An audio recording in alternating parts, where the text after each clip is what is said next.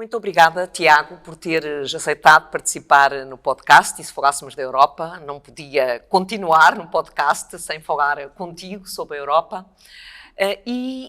Eu começava exatamente por procurar perceber como é que tu sentes, digamos, o que é que quando tu participas num conselho, quando tu conversas com os teus colegas, os teus homólogos de outros países, o que é que tu sentes que congrega mais e o que é que tu achas que fragmenta mais? Bom, antes de mais, muito obrigado pelo convite, é um enorme prazer, é um gosto estar aqui a falar da Europa, ainda para mais nesta marca significativa, deste número já muitíssimo considerável de sessões de podcast que vens organizando. É tudo sempre muito variável, não é? A geometria é muito variável de encontros e desencontros ao nível do Conselho. Isso é também um dos fatores de grande interesse desta realidade que é o Conselho da União Europeia, porque Portugal é muitas vezes chamado, apesar de sermos pequeninos e fazer um papel um bocadinho de honest broker e há muitos Estados-membros que procuram que estejamos do lado deles em diferentes questões. Porque temos de facto este papel, somos quer bem governos vistos, de bem esquerda, considerados. quer governos de direita. Sim, independentemente Exato. de filiações partidárias e às vezes até com conjugações pouco óbvias, que quebram as lógicas norte-sul ou frugais, amigos da coesão, porque os Estados procuram naturalmente também muito ter adesões em locais menos prováveis. E nós somos um Estado reconhecidamente europeísta, ativo, com uma posição proativa no plano europeu. Procuramos participar em todas as discussões, ter posições construtivas e contribuir para as discussões. Nisso, aliás, se insere a iniciativa que tivemos no verão passado de antecipar o próprio programa de trabalhos da Comissão e apresentar, através de uma carta que o Primeiro-Ministro enviou à Presidente da Comissão Europeia, as nossas prioridades, aquilo que nós gostaríamos que estivesse na agenda da Comissão Europeia para o ano seguinte. Que, aliás, grande parte delas estão claramente transpostas na agenda da Comissão. Grande parte delas depois vieram a ser adotadas, nem todas, sabíamos que nunca seriam todas, mas grande parte delas vieram a ser adotadas. E, portanto, participamos nos debates e somos muito procurados para ter este papel e isso é muito interessante depois no desenho de coligações ou de grupos de like-minded que se vão conjugando, mas que são muito variáveis consoante os temas, mas de facto nós temos ali uma posição de charneira muitas vezes que nos dá um papel bastante relevante e bastante interessante. Eu também acho que isso acontece nos conselhos, acho que acontece também no Conselho Europeu, porque acho que o Primeiro-Ministro também tem um papel muito importante na criação de consensos e de conseguir contribuir para mitigar e para ultrapassar divergências entre os Estados-membros, que é uma questão... Portugal já era conhecido e já tinha esta posição, mas sem dúvida que a personalidade do António Costa tem também muita da responsabilidade pelo facto de sermos vistos como um dos principais players europeus em muitos assuntos. E, portanto, ele é muito considerado, como é sabido, no plano europeu. No contexto específico do Conselho Europeu, é já dos mais antigos e dos mais reconhecidos, e por isso também a personalidade dele e o facto de Portugal ter como Primeiro-Ministro António Costa torna-nos também um parceiro muito relevante e muito procurado. Eu acho que as pessoas muitas vezes não têm essa noção, mas António Costa teve um papel fundamental na aprovação do Next Generation EU, que é o fundo que foi constituído para financiar os planos nacionais de reformas. António Costa teve aí um papel fundamental. Mas eu coloquei esta questão da fragmentação, daquilo que fragmenta, daquilo que separa os países, daquilo que une os países, porque... evidentemente, há um esforço grande e Portugal tem feito esse esforço e tu seguramente também tens feito esse esforço no sentido de encontrar posições comuns ao nível dos 27.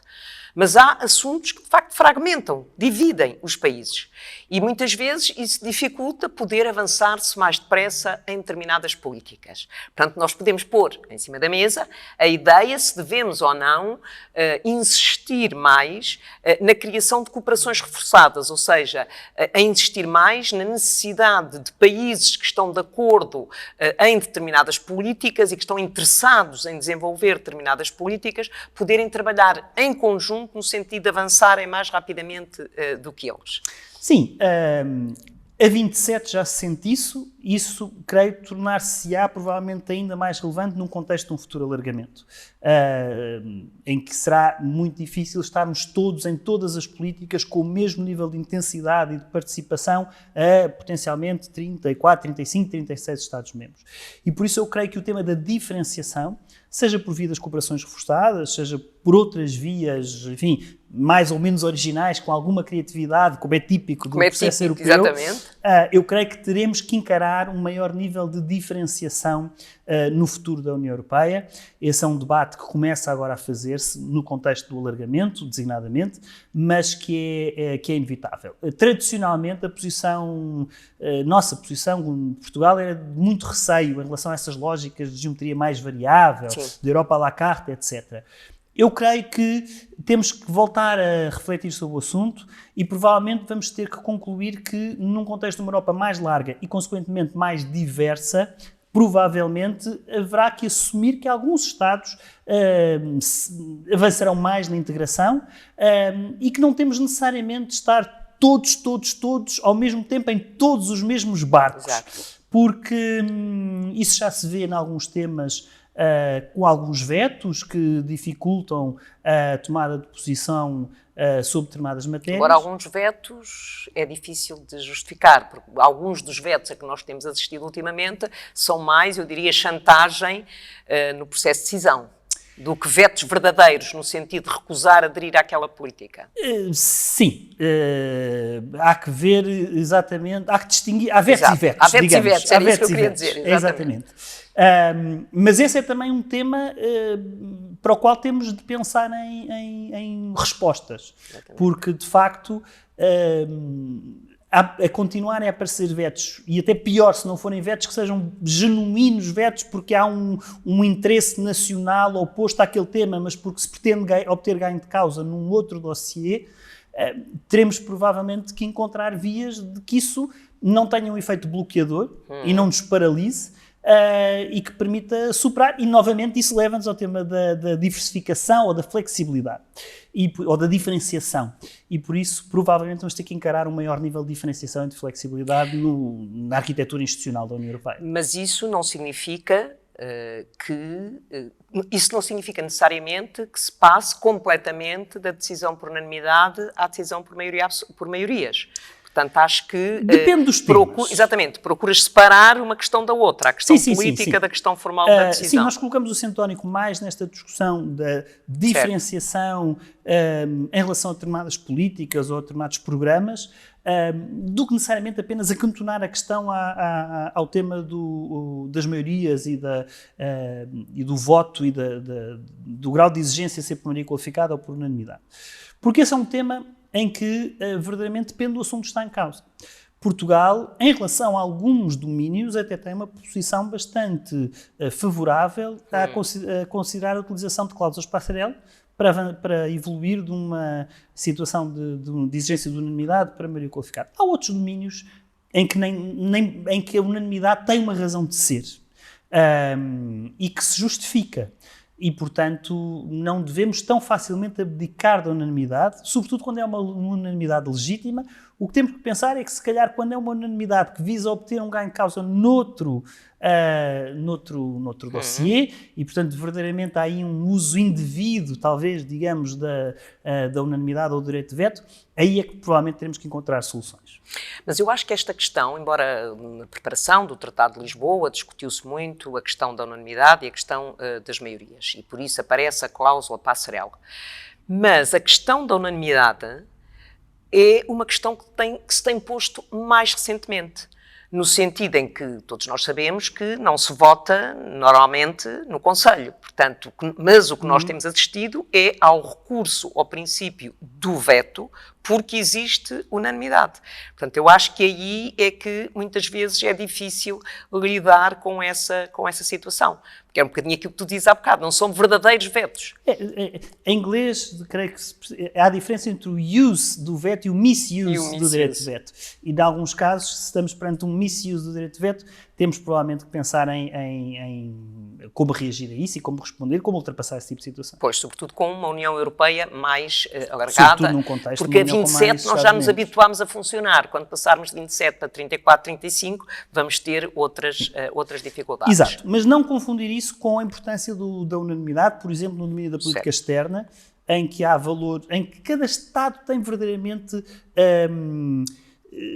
características próprias, laços próprios, passados e ligações próprias, e isso é um valor também para a União Europeia como um todo, e por isso eu creio que, sobretudo no que diz respeito à política externa, é muito importante ressalvar a lógica o quadro de diplomacias e de alianças e de entendimentos e de tradições de cada Estado-membro.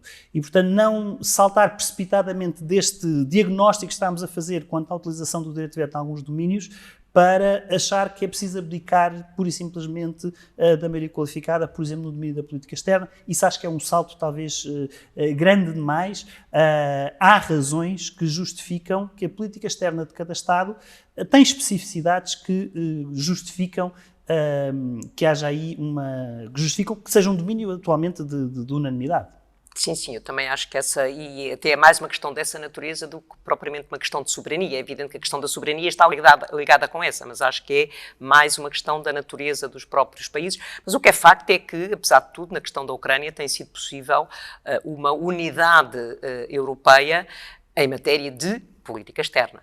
É verdade, esse é um bom exemplo. É um domínio onde tem sido difícil, não vou dizer que tem sido fácil, mas onde se tem conseguido chegar à unanimidade. E isso é um valor. Quando conseguimos falar a 27, temos uma posição mais forte porque mais unida. E, portanto, mesmo que às vezes dê mais trabalho, demore um bocadinho mais de tempo, seja mais confuso e mais, às vezes, um bocadinho até frustrante, podermos chegar com maior negociação, com compreensão e introdução de especificidades para acautelar todas as pretensões, conseguirmos chegar ao standard da unanimidade dá-nos muito mais força e envia uma mensagem para fora muito mais poderosa. Esse é o caso das sanções, vamos já em 10 pacotes de sanções que foram possíveis a obter com base na unanimidade, e isso mostra como não só é possível... E, em alguns casos, muito difíceis de negociar. Em vários casos, enfim, em alguns pacotes mais do que noutros, mas sim, em alguns casos foi difícil chegar à unanimidade, mas chegámos lá. E isso reforça a posição externa da União, porque é uma posição unida, e portanto também esse é outro ângulo para a discussão da unanimidade ou da passagem para a maioria qualificada que importa ter presente, porque se passássemos a ter decisões por maioria qualificada em política externa, mas depois tendo alguns Estados-membros que estavam fora do grupo que tinha votado a favor, isso também colocaria depois na reação externa perante outros. E eu também não sei se hoje em dia, em matéria de confiança entre os países, em matéria de política externa, se era, digamos, fácil passar da unanimidade para a maioria em matéria de política externa. Era difícil isso em si mesmo poderia causar alguma fragilidade pelo facto do Bloco Europeu não falar uma só voz. E, portanto, conseguirmos chegar a esse patamar em que, mesmo com mais tempo, mesmo com mais trabalho, temos uma posição unida, é muito relevante. E a união da União Europeia, aliás, no caso concreto estamos a falar da guerra da Rússia contra a Ucrânia, da invasão da Ucrânia por parte da Rússia, a união, manter a unidade dos 27 na condenação da Rússia e no apoio à Ucrânia tem sido um ativo extraordinário, talvez o ativo com que Putin não contasse.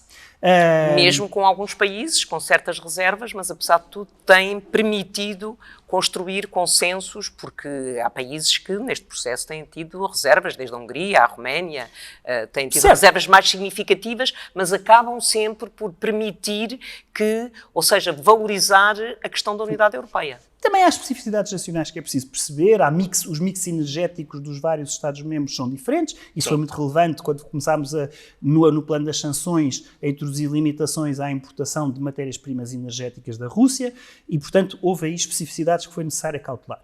Em todo o caso, de facto, já atingimos 10 pacotes de sanções, são sanções bastante potentes, bastante impactantes e que foram decididas a 27, isso foi possível e isso é um ativo da União Europeia face à ofensiva russa. Há um outro tema que está ligado necessariamente com a dimensão externa da União Europeia, que é a construção da sua própria autonomia estratégica. Ou seja, a questão da autonomia estratégica da União Europeia não é nova, mas tornou-se um mantra. Exatamente, agora claramente. E por boas razões. E por boas razões. De facto, nós constatamos, eu diria, não pela primeira vez, mas de forma mais intensa durante a pandemia, como a Europa estava absolutamente dependente para produtos tão básicos como máscaras, ou álcool gel, ou ventiladores, dependente de outras geografias, e como, naquele momento em que as cadeias de abastecimento global paralisaram, como ficámos numa situação de extraordinária vulnerabilidade, e como isso exige, na ideia do reforço da autonomia estratégica da União, uma reindustrialização da Europa, e a necessidade de trazer para a Europa a produção de certos bens que, pura e simplesmente, deixámos de produzir. Depois agora com a guerra, com a invasão da Ucrânia por parte da Rússia, com esta agressão russa, percebemos novamente como era importante reforçar a nossa autonomia em matéria de defesa, em matéria energética, e portanto como há uma série de domínios... E ter uma dependência mais diversificada. Nas matérias-primas críticas, exatamente. Aliás, nós não podemos permitir, daqui a uns anos, chegar a um ponto em que constatamos que estamos face a determinadas matérias-primas críticas que vão ser decisivas no futuro, no contexto da transição digital e da transição verde, não podemos constatar que temos relativamente a essas matérias-primas críticas o mesmo grau de dependência que constatamos agora que a Europa, ou certas zonas da Europa, tinham face aos combustíveis fósseis. E de um único fornecedor, quer dizer, eu acho que a questão fundamental, a interdependência existirá sempre, não é? Claro, isso é muito importante. Nós, quando falamos de autonomia estratégica, falamos sempre de autonomia estratégica aberta. Mesmo quando não é dito, nós pedimos sempre a palavra para acrescentar a palavra aberta. Porque não se trata de fechar a Europa ao exterior. Mas eu acho que não isso se trata de uma lógica de autossuficiência, de querer fazer tudo só nós e só por nós. Não é nada disso. Aliás, pelo contrário, nós, quando falamos de autonomia estratégica, juntamos também sempre um apelo a uma maior ambição no que diz respeito à política comercial da Europa. Sim, e ao estabelecimento de laços comerciais e de tratados de livre comércio com outras zonas do globo. E, portanto, não queremos fechar a Europa, não queremos uma lógica da Europa fortaleza. Agora, queremos ser mais autónomos, mais capazes, mais resilientes, menos vulneráveis ao exterior. E por isso temos que nos fortalecer ou refortalecer em determinados domínios, em particular das matérias-primas críticas, que falávamos ainda agora, é essencial. Mas não se trata de uma lógica de autossuficiência ou de nos fecharmos ao exterior. É preciso combater essa ideia, pelo contrário, devemos manter uma Europa aberta ao exterior. Eu acho que isso é muito importante porque acho que isso é um debate que se tem que... Não acho que isso hoje seja para todos os Estados-membros um adquirido. Ou seja, acho que é um debate que tem que se fazer. Mas eu gostava ainda de discutir falar uma questão contigo em que tu tens empenhado significativamente, que é a nossa presença nas instituições europeias. Eu sei que tens projetos concretos, nós sabemos que é fundamental que quando uma pessoa se torna funcionário de uma instituição, perde a sua nacionalidade. Aliás, nós temos o hábito de dizer o país que eu conheço melhor. Não é, e acho que isto é muita cultura das instituições europeias, designadamente da Comissão Europeia. Agora, nós não somos ingênuos, portanto temos que ter funcionários, temos que ter uma presença portuguesa em lugar-chave. Eu já tive a oportunidade de fazer um podcast com um português que tem responsabilidades exatamente na agência, que é responsável pelo recrutamento, Luís Amorim, que deu umas pistas muito interessantes e sei que também tem conversado contigo, mas gostava também que partilhasses connosco a tua estratégia, porque falar da Europa também é falar da presença portuguesa nas instituições. Claro, isso é muitíssimo importante e tem sido uma prioridade para todos nós e para mim, em concreto, desde que sou secretário de Estado dos Assuntos Europeus, tem sido um tema que tem agarrado com bastante intensidade, porque estamos perante uma situação, de facto, neste momento, de subrepresentação de portugueses nas instituições europeias, nos quadros das instituições europeias. Embora, formalmente, não há cotas. Não há cotas, mas há parâmetros de referência estabelecidos pela própria Comissão. Exato. Aliás, como diz e bem, um funcionário da Comissão é um funcionário que persegue o interesse europeu, não persegue o interesse do seu Estado-membro de origem. Agora, obviamente, não é indiferente ser português, ou ser letão, ou ser italiano, e o conhecimento, quando mais não seja, da realidade própria do seu Estado-membro, é até um valor acrescentado para o próprio interesse europeu, para a própria Comissão. Isso, aliás, a própria Comissão reconhece, ao ter estabelecido o equilíbrio geográfico como um objetivo da sua política de recursos humanos. A política de recursos humanos da Comissão foi revista há uns meses atrás, o ano passado, e o equilíbrio geográfico aparece lá como um objetivo. E é a própria Comissão que mede o cumprimento desse equilíbrio geográfico, estabelecendo um número de referência, uma percentagem de referência que deveria caber a cada... E publica regularmente dados sobre isso, a cada Estado-membro, e nós estamos muito aquém daquilo que seria a nossa nível de referência. E por isso estamos, de facto, perante uma situação não só de subrepresentação, mas de subrepresentação significativa que precisamos de corrigir. Acresce também que houve um grande influxo de portugueses na Comissão Europeia logo após a nossa adesão, e essas pessoas, por razões compreensíveis, o tempo é inexorável, entretanto, ou já saíram, ou já se aposentaram, ou estão a aposentar-se. Portugal, aliás, é dos países que terá mais saídas por aposentação nos próximos anos, isso também esse levantamento está feito pela Comissão Europeia. E, portanto, temos muitas pessoas a sair, não temos o mesmo número de pessoas a entrar para compensar, e, sobretudo, as que estão a sair em lugares de maior responsabilidade, lugares de topo, e, portanto, mesmo que entrassem agora mais pela base, nunca seria a mesma coisa. Porque há aqui uma questão quantitativa e há depois também uma questão qualitativa quanto ao tipo de lugares que são exercidos. E, por isso, percebendo que havia aqui um problema que era preciso responder, definimos e aprovámos em Conselho de Ministros, no final do ano passado, uma estratégia de reforço da presença de portugueses nas instituições europeias, com vários eixos, e estamos agora a executar essa estratégia. Tem várias dimensões. A principal delas é a formação, a preparação para os concursos de acesso às instituições europeias. E, portanto, há vários Estados-membros que já o fazem há vários anos, têm cursos de preparação específicos que fornecem aos seus candidatos, aos nacionais do seu país que são candidatos, e nós vamos exatamente começar a fazer isso para os concursos que abrirem a partir de agora. Os concursos também estão em reformulação. Eu creio que as novas regras são talvez um bocadinho mais ajustadas àquilo que é a realidade portuguesa, e, portanto, espero que isso também melhore um bocadinho são mais focados, são mais temáticos, já não são nos 80, eventualmente já não chegaram aos 85. Eu fiz parte do painel de seleção do concurso geral de 2012, houve 85 mil candidatos. Pois, os concursos são muito exigentes, desde logo, porque normalmente têm uma grande procura. Exato. E, portanto, a seleção é logo muito grande, muito exigente. É compreensível que assim seja, mas, por exemplo, no modelo atual não havia, por exemplo, qualquer prova de conhecimentos sobre a realidade da União Europeia, sobre o funcionamento das suas políticas. Isso vai ser introduzido. Os testes iniciais, que eram logo muito eliminatórios, e para além disso essa nota ficava a prejudicar depois as progressões futuras, agora são apenas em termos de passar ou avançar, mas depois não prejudicam a prestação futura. Enfim, há um conjunto de alterações quanto ao próprio modelo dos concursos. Mas o essencial é Portugal, o governo português, reconhecer este interesse e fazer um investimento significativo na melhor preparação dos seus candidatos. Para além disso, criámos instrumentos já no Orçamento de Estado para este ano, no valor de 1 milhão de euros, para termos mais funcionários públicos da Administração Pública Nacional destacados em Bruxelas, os peritos nacionais destacados. E, portanto, foi criada uma bolsa de 750 mil euros para financiar o destacamento destes funcionários públicos junto às instituições europeias, durante um período. Também através da criação do programa de bolsas Mário Soares, essencialmente para financiar a frequência do Colégio da Europa. Isso é muito importante. Nós, aliás, costumamos dizer que frequentar o Colégio da Europa é ter um passaporte para se tornar funcionário das instituições europeias. É uma importante fonte de recrutamento. Exatamente. Toda a gente sabe que frequentar o Colégio da Europa é meio caminho andado para depois, mais tarde ou mais cedo, ir trabalhar nas instituições europeias. E por isso temos esta aposta também de ter mais portugueses a frequentar o Colégio da Europa, financiando com bolsas. Também não queremos que haja aqui uma questão socioeconómica, limitar o acesso a estes, primeiro à formação de excelência que o Colégio da Europa ministra e depois potencialmente a vir a exercer um destes cargos na União Europeia. E por isso aumentámos significativamente o valor das bolsas.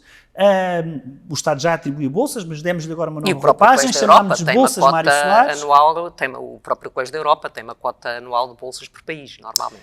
Sim, também há umas bolsas atribuídas pelo Colégio da Europa, mas Portugal aí reforça bastante o número de bolsas. E a região autónoma dos Açores também financia uma bolsa anual para o Colégio da Europa. Portanto, esse é também outro domínio de intervenção. E depois um trabalho muito personalizado em Bruxelas, em particular através da nossa Reper, de acompanhamento ou de quem já está e quer progredir da sua carreira, ou de quem, porque até pode já estar na bolha de Bruxelas, mas ainda não tem um lugar permanente, ou porque fez um estágio, ou porque está num lugar de agente temporário, de contratual, e quer entrar nos quadros, como é legítimo, e portanto aí há todo um trabalho mais de divulgação das oportunidades, de acompanhamento, de preparação, que também é feito em Bruxelas, e isso é muito importante, quer em Bruxelas através da REPER, quer aqui através do nosso Centro de Informação Europeia já. Embora nas instituições europeias, para esses concursos de quem é contratual ou quem é agente temporário e se quer tornar funcionário permanente, os sindicatos dos funcionários das instituições fazem formações excelentes. Também. Sim, o problema aí é também mais de divulgação. Exato. E de algumas dessas vias de acesso não são tão publicitadas como os concursos regulares de entrada, os concursos generalistas, e portanto às vezes até o acesso à informação e saber como concorrer, onde concorrer, para que lugar, é importante. E portanto aí o networking e essa rede de contactos funcionar entre portugueses, entre a nossa representação permanente e os portugueses que estão distribuídos um pouco pelas várias direções gerais é muito importante, e temos também apostado muito no reforço desse trabalho de networking. E eu isso acho que é muito importante, esse trabalho de networking é muito, muito importante, não só para que as pessoas possam sentir um apoio, porque digamos que a carreira nas instituições europeias até um determinado nível é uma carreira que evolui naturalmente, diria, de acordo com as regras, mas a partir de certa altura a pessoa tem mesmo que ter apoio para ter progressão na carreira. E, portanto, o funcionamento dessas redes é importantíssimo, e em sentido inverso, ou seja, também o governo português ou as instituições portuguesas poderem beneficiar, diria, de informação, de ter uma informação mais detalhada que por vezes nos escapa. Portanto, esse tipo esses contactos são essenciais, no dia a dia, qualquer pessoa conheça o funcionamento. Quando se discute um regulamento e que está toda a gente a discutir teoricamente um regulamento, se houver alguém que perceba que aquele regulamento tem implicações para um país que não funciona, quer dizer que é impossível funcionar aquele regulamento num país, a pessoa conhece, como tu dizes há pouco, conhece a diversidade da realidade e pode trazer o nosso valor acrescentado e pode, de facto, contribuir para que seja um texto mais consensual. Sim. No sentido de lidar com as diversidades. Ao nível do Conselho, na fase de negociações. Mas se for feito mais cedo, ao nível da Comissão, quando a proposta está a ser preparada, é muito melhor. Evita-se logo um problema. E por isso, naturalmente, quanto mais cedo pudermos atuar, tivermos conhecimento, soubermos o que é que está a ser preparado, o que é que está a ser cogitado, mais podemos ajustar ou podemos ter alguma influência para que depois o processo legislativo vá no sentido que pretendemos. E por isso é que isto é muito importante, e ter pessoas em lugares de relevo. Nós, pela primeira vez, não temos nenhum português diretor-geral ou subdiretor-geral na Comissão Europeia, e isso é também algo que queremos corrigir a breve trecho, porque historicamente tivemos sempre no mínimo um, às vezes mais, e portanto toda a gente em Bruxelas está neste momento consciente de que há aqui um déficit em relação a Portugal que tem que ser corrigido e tem que ser colmatado. Muito obrigada, Tiago, por teres participado nesta conversa sobre a Europa, e se falássemos da Europa, nós falámos de facto da Europa. Sem dúvida. Muito obrigada.